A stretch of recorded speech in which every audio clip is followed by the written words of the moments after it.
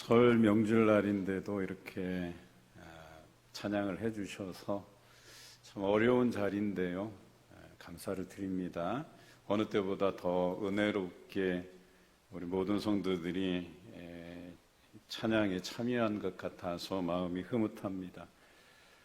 이렇게 설 명절의 주일이 겹치기는 오랜만인 것 같습니다. 그래도 변함없이 또 예배에 나와서 하나님 앞에 서 있는 여러분들의 모습이 아름답습니다. 주님의 이름으로 환영합니다. 또한 현재 스트리밍 서비스로 유튜브로도 한 10분 내외가 예배에 참여하고 계시거든요. 물론 개인이 아닐 거예요. 집에서 이제 가족들이 모여서 같이 시청하면서 예배에 참여해 주시는 분들도 주님의 이름으로 환영합니다. 오늘도 이렇게 인사합시다. 우리 서로에게 말씀을 마음에 새깁시다. 말씀을 마음에 새깁시다. 우리 설 명절에 여러분들 가정에서 함께 예배 드리면서 말씀을 듣고 새기는 시간 되시기를 바랍니다. 그리고 그 말씀대로 실행하시는 하나님의 놀라운 그 손길을 올 한 해 꼭 경험하시기를 주님의 이름으로 축복합니다. 이 설 명절이 되면 좀 대도시 중심으로 이렇게 교회들이 예배를 주일에 한 번 정도밖에 드리지 않고 새벽 기도도 없고 또 오후 예배도 없고 뭐 이렇습니다. 그런데 반대로 소도시나 시골 지역들은 예배가 다 있어요. 왜냐하면 고향으로 방문하시는 분들이 있기 때문에 저희도 마찬가지로 소도시나 시골 중심에 있기 때문에 기존 예배들을 다 드리고 있어요. 우리 교육자들이 아마 피곤할 거예요. 이렇게 명절이 주일날 끼면 가지도 못하고 참 어려워요. 그래서 뭐 하루나 이틀 정도 이렇게 시간을 내서 고향을 다녀오기도 합니다. 사실 저도 내일 새벽 기도회를 마치면 출발해서 다녀오려고 합니다. 뭐 길어야 하루니까요. 또 당일을 갔다가 당일날 또 와야 돼요. 다음날 또 새벽 기도회가 있으니까요. 그런데 그래도 감사한 것은 예배 드릴 수 있어서 감사한 것이지, 대도시 단위로 있는 교회들은요, 이렇게 예배를 드리고 싶어도 대다수가 다 가정에서 드리거나 고향으로 내려가기 때문에 큰 교회들도, 규모 있는 교회들도 그렇게 많이 예배 드리지는 못하는 실정이에요. 그래도 우리는 일부임에도 불구하고 이렇게 예배에 참여해 주셔서 감사를 드립니다. 지난주까지 우리가 말씀하시는 하나님, 그리고 그에 대해서 무관심한 사람들이 있고 반응하는 사람들이 있다고 말씀을 드렸습니다.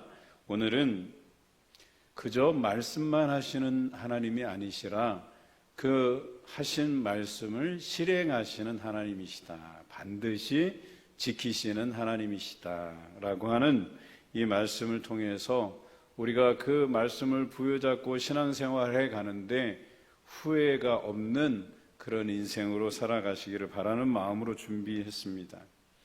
오늘 본문은 모압 왕 발락이라는 사람이 발람이라고 하는 예언자에게 이스라엘을 저주해 달라는 이 청탁을 한 이야기를 다루고 있습니다. 이스라엘은 현재 하나님께서 종되었던 그 애굽 땅에서 그들을 인도해 내시고 약속의 땅인 가나안을 향해서 가고 있었습니다. 한마디로 말해서 이스라엘을 하나님께서 선택하신 거예요. 그리고 지금 이스라엘을 향하신 하나님의 마음은 이들에게 복된 길을 걷게 하시려는 그 마음의 의도가 있으신 거예요. 이스라엘의 신분을 이제는 죄의 종이 아니라 하나님의 약속의 자녀로서의 신분을 가진 자들로 생각하고 계시는 것이죠. 그런데 그러한 이스라엘을 향해서 모압 왕 발락이 예언자 발람에게 저 이스라엘을 저주하라고 하는 이 이야기는요, 결과적으로 하나님의 뜻에 반하는 거예요. 그리고 하나님의 권위에 도전하는 행동이라고 하는 것이겠죠. 발락은 발람의 이런 하나님의 권위에 도전하라는 그 청탁을 받고 이제 이스라엘 진영을 바라보게 되지요. 사실 이 스토리의 여러 가지 앞쪽의 내용들을 이제 나중에 다루겠지만 오늘 본문의 전후 본문을 보면 이스라엘 그 끝을 보고 이스라엘이 움직이는 진영이 있다 그랬어요. 그래서 동서남북, 성막을 중심으로 동서남북으로 진영을 갖추고 동쪽으로 진행하게 돼 있었어요. 그런데 그 뒤쪽 끝을 보고 저주해 달라는 청탁을 하고 있죠. 그래서 발람이 발락과 함께 비스가산 꼭대기에 올라갑니다. 그리고 그곳에 제단을 쌓고 모압 왕이 거기에서 하나님께 번제를 드려요. 이상하지 않아요? 그런데 그 번제를 드리는데 번제의 내용은 자신이 발람을 통해서 이스라엘을 저주하는 일이 잘 되게 해달라는 제사였었어요. 결론적인 이야기지만 하나님께서 이 기도에 응답하실 리가 없다는 거죠. 왜? 앞서서 말씀드린 것처럼 하나님께서는 이 백성을 축복해 주시기 위해서 약속의 땅으로 인도해 가시는 중인데 그것을 못마땅히 여긴 모압 왕 발락이 비스가산 꼭대기에 올라가서 하나님 앞에 번제를 드리면서 이스라엘을 저주하는 일이 잘 되게 해달라고 기도하니 이게 되겠냐라고 하는 것입니다. 그리고 발람이 그 제단 옆에 있을 때에 발람은 하나님의 음성을 듣기 위해서 갑니다. 그런데 하나님께서 어떤 음성을 들려주셔요? 돌아와서 발락에게 하는 말이 하나님께서 이 백성을 향해서 축복을 선언하라고 말씀하셨다는 거예요. 그러니까 자신이 기도했던 내용과는 전혀 다른 결말이 나온 것이죠. 그리고 발락에게 이렇게 이야기합니다. 하나님께서는 사람이 아니시니 거짓말을 아니하시고 인생이 아니시기 때문에 후회가 없으신 분이시다 그랬어요. 말씀하신 것을 반드시 이루시는 분이시다라고 하는 것이죠. 그러니까 이스라엘에게 축복을 주시고자 했기 때문에 그 축복의 선언은 어떤 일이 있어도 반드시 이루어진다 이런 뜻이에요. 심지어 야곱의 허물을 보지 아니하시고 이스라엘의 반역도 보지 아니하신다 그랬어요. 하나님께서 이스라엘과 함께 하신다라고 했어요. 비록 그들이 광야에서 반역하고 불평하고 원망하고 실수하고 그렇지만 하나님께서 그것을 보지 아니하시고 약속의 땅 가나안에 이르게 하실 것이라는 이 표현을 한 것이죠. 여러분 이 정도면 끝난 거예요. 발락의 그 음모는 끝난 거예요. 그 이스라엘을 저주하겠다고 하는 그 계획은 실패로 돌아간 겁니다. 23절에는 이렇게 표현하고 있어요. 야곱을 해할 점술도 없고 또 이스라엘을 해할 복술도 없다. 이렇게 저주하는 일로서 이스라엘을 해할 수가 없다라고 이야기한 것이죠. 이스라엘을 향하여서 행하신 하나님의 놀라운 행적을 보면 너도 알지 않느냐라고 얘기한 거예요. 모압 왕 발락에게 이 이스라엘 백성을 출애굽에서부터 지금까지 이끌어내신 그 하나님의 행적을 보면 홍해를 가르셨죠. 또 하늘에서 만나를 보내주시죠. 그리고 그들을 어렵게 하는 아말렉 족속이라든지 이런 백성들과 싸워서 이기게 하시죠. 이 정도면요 하나님께서 보호하신다 해도 과언이 아닌 거예요. 그런 백성을 향해서 저주하라? 안 된다라고 이야기한 겁니다. 그런데 지금의 이 발락의 모습은 하나님께서 축복하라는 그 말씀을 그 다짐을 지키려고 애쓰잖아요. 그런데 처음부터 그랬냐? 그렇지 않다는 거예요. 오늘 이 사건을 우리가 이해하기 위해서는 22장의 말씀을 제대로 읽어야 돼요. 처음에 발락은 온 이스라엘을 향해서 저주해달라는 부탁을 했어요. 온 이스라엘. 첫 번째는 그래요. 근데 두 번째는 약간 숙여서 온 이스라엘이 아니어도 되니까 이스라엘 저 끄트머리, 그 끝자락만 향해서 저주해 달라고 이야기를 합니다. 그런데 오늘 이 표현 이스라엘을 해할 점술과 복술이 없다는 이 말을 듣고 나서 세 번째 요구는 어떻게 하냐? 축복도 하지 말고 저주도 하지 말라. 그러니까 저주할 수 없으니까 축복도 하지 말아달라고 부탁을 합니다. 그러나 발람은 하나님께서 자신에게 주신 이 축복의 선언을 그대로 전하지 않을 수가 없다고 대답을 했습니다. 여러분, 발람이 이렇게 단호하게 이스라엘을 향한 하나님의 축복을 전하려고 하는 그 이유를 우리 22장에서 찾을 수가 있어요. 여러분, 처음 저주의 청탁을 받고 청탁을 받았다는 얘기는 대가를 많이 약속받았다는 것 아니겠어요? 그러니까 할 만한 가치가 있다는 거죠, 그에게는. 그래서 발람이 나귀를 타고 이스라엘을 저주하기 위해서 갑니다. 그런데 가는 도중에 이 나귀의 눈에 길을 막고 서 있는 여호와의 사자를 본 거예요. 그것도 칼을 한 손에 딱 쥐고 있는 모습을 보게 된 거예요. 나귀가 화들짝 놀래갖고 가지를 못하는 거예요. 그래서 그 여호와의 사자를 피하려고 요리조리 피하다가 나중에 어때요? 담벼락에 딱 닿인 거예요. 그러니까 여호와의 사자가 나귀를 몬 거예요. 그러니까 담벼락에 닿으니까 나귀에 탄 발람은 어떻게 했어요? 이 다리 한쪽이 담벼락에 닿이겠죠. 제가 제주도 신혼여행 갔을 때 아내랑 저랑 좀 분위기 있게 멋지게 말을 좀 타려고 말을 탔어요. 그런데 말을 처음 타는 거라 말을 어떻게 조종하는지를 몰랐어요. 그런데 이 주인장이 설명을 했던 것 같은데 제가 기억을 못한 거예요. 곱비라고 있죠.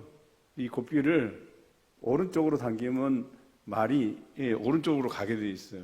그 왼쪽을 당기면 왼쪽으로 가게 돼 있어요.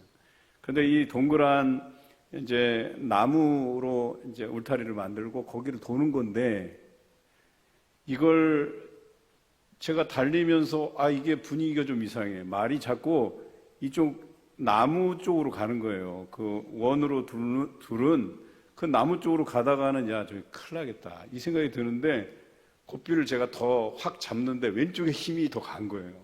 그러니까 가다가 점점 말이 그 나무 쪽으로 향하더니 나중에 그 나무의 다리를 긁힌 거예요, 제가. 그래서 그 새 바지가 다 찢어졌어요, 그냥. 그 무릎도 좀 상하고.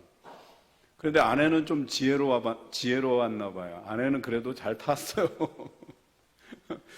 그러니까 그런 지경이 된 거예요. 담벼락에 다리가 끼게 된 거예요. 그러니까 발람이 얼마나 화가 나요. 그러니까 채찍으로 이 나귀를 때려서 그 담벼락에서 벗어나고자 했어요. 그런데 놀라운 일이 발생했어요.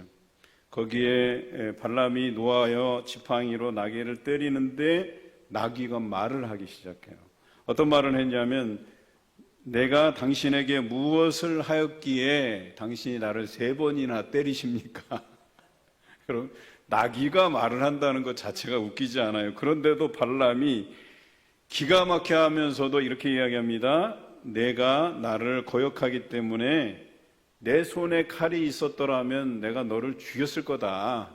이렇게 이야기합니다. 그랬더니 나귀가 또 이렇게 대답해요. 나는 당신이 오늘까지 당신의 일생 동안 탄 나귀가 아닙니까? 내가 언제 당신에게 이같이 하는 버릇이 있나이까? 다 이유가 있다는 거예요. 결국 답답한 하나님께서 이들을 답답하게 여기시고 발람의 눈을 열게 하셔서 그 여호와의 사자를 보게 하신 거예요. 그러니 발람이 화들짝 놀랬죠. 깜짝 놀라서 나귀에서 내려서 여호와의 사자 앞에 납작 엎드리게 되었죠. 그리고 여호와의 사자가 그를 책망하게 돼요. 왜 하나님께서 축복하라고 한 이 백성을 향해 내가 저주하려고 가느냐? 그것은 하나님을 대적하는 행위라고 분명히 이야기해 주죠. 그때에 이 사자의 책망을 듣고 발람이 회개를 합니다. 그리고 이 여호와의 사자가 발람에게 이렇게 얘기합니다. 내가 내게 이르는 말만 할지니라. 그러니까 이 발락 일행과 함께 가기는 하지만 거기 이르러서는 여호와의 사자가 말한 것만 말하도록 명령을 한 겁니다.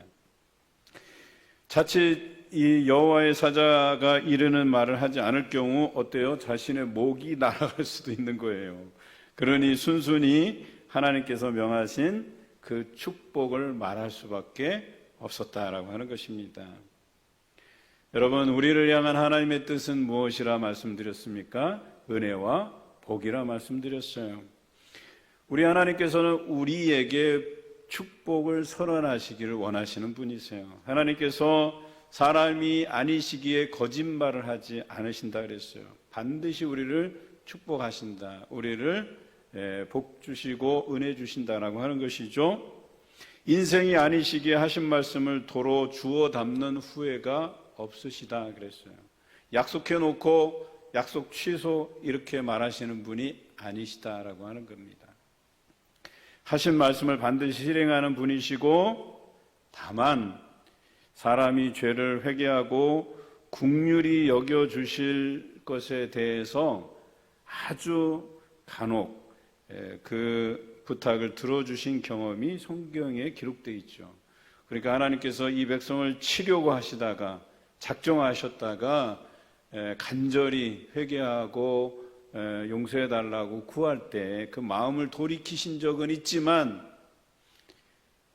하나님께서는 단 한 번도 말씀하신 것을 실행하지 않으신 적이 없다라고 하는 것이죠.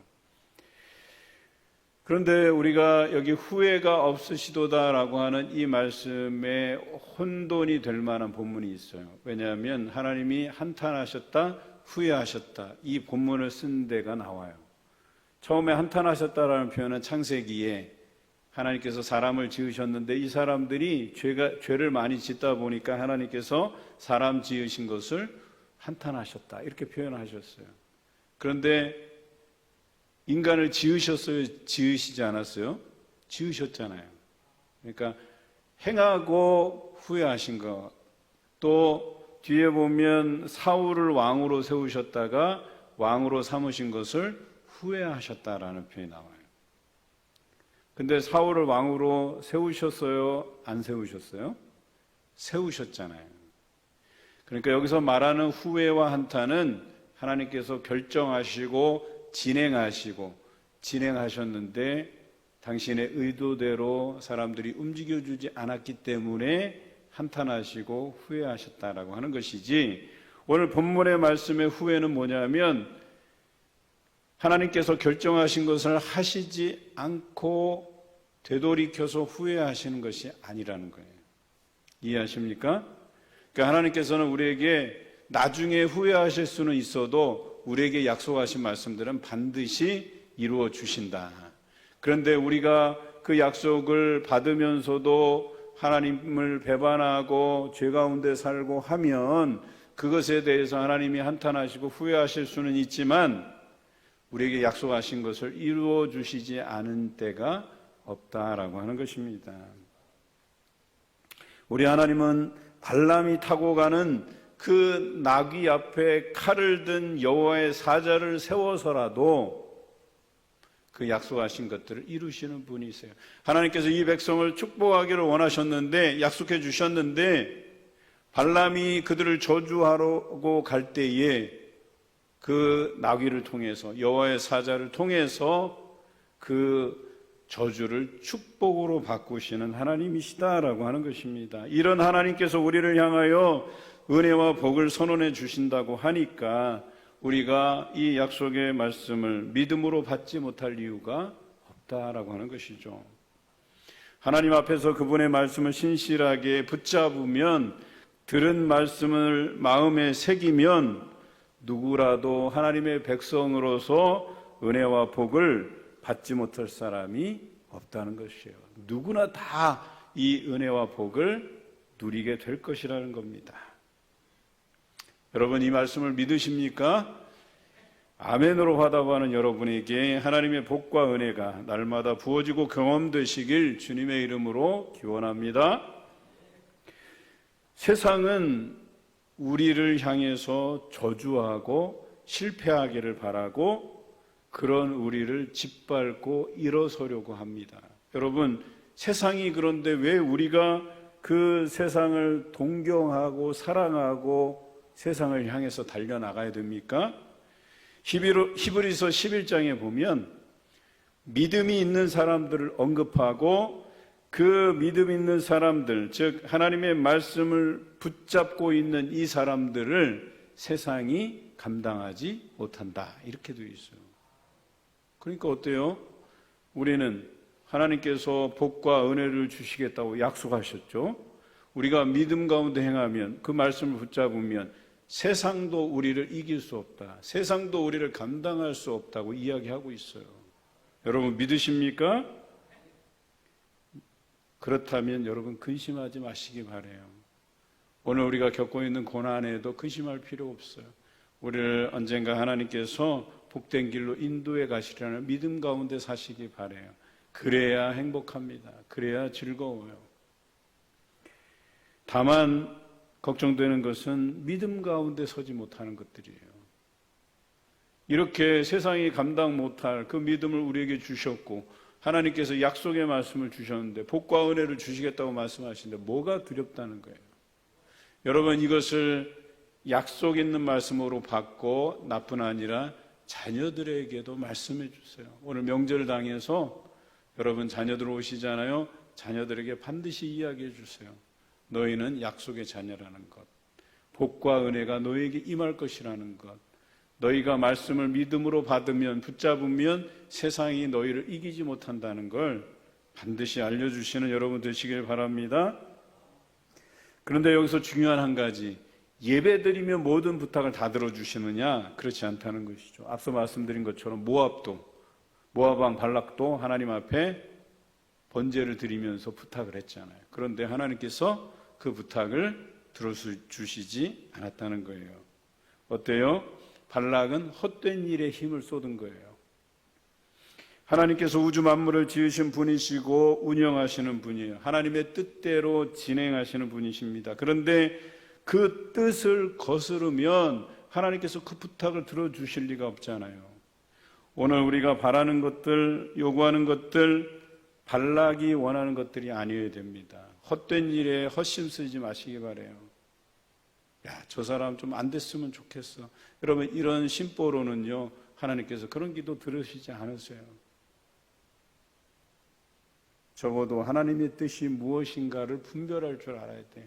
이 시대를 향한 하나님의 뜻이 무엇인가를 여러분들이 안다면 이렇게 발락과 같이 헛된 일에 헛심 쓰는 일을 하지 않습니다. 그래서 하나님의 뜻을 알고 발람과 같이 처음 뜻을 돌이켜서 누군가를 축복하는 일에 여러분들을 세워 가실 것입니다. 어떻게 하든 하나님의 뜻을 알리시기를 원하셔요. 그것은 바로 여러분들을 통해서 많은 사람들을 축복하는 일입니다. 그들에게 복과 은혜가 임할 것이고, 그래서 너희는 믿음으로 하나님의 말씀을 붙잡을 것이라는 이 이야기를 해줘야 된다라고 하는 것입니다. 여러분, 하나님을 대적하는 일을 행하지 마시길 바라요. 그래서 발락은 하나님께서 그 예배를, 그 번제를 받으시지 않은 겁니다. 여러분, 사람들은 높아지려고 해요. 바벨탑을 쌓아서 하늘까지 닿아보려고 하지만 하나님께서는 그것을 흩으세요. 하나님의 뜻이 아닌 것들은 하나님께서 다 흩으신다는 사실을 기억하시기 바랍니다. 하나님의 선택된 백성을 저주하려고 했던 발락과 발람의 계획을 하나님께서는 축복으로 바꾸셨어요. 하나님은 이 저주의 선언도 축복으로 바꾸시는 분이십니다. 이런 하나님을 신뢰하지 않을 이유가 없다는 것이죠. 오늘 설 명절을 맞이해서 이런 하나님을 자녀들에게 이야기해 주시기 바랍니다. 그런 하나님을 함께 섬기자고 이야기해 주시기 바랍니다. 예수님을 믿고 약속의 자녀로 살아 주시는 은혜와 복을 날마다 누리자고 이야기해 주시기 바랍니다. 오늘 여러분 모든 가정이 하나님의 약속을 유업으로 받는 사람으로서 저주도 축복으로 바뀌는 귀한 역사를 경험해 가시길 주님의 이름으로 기원합니다.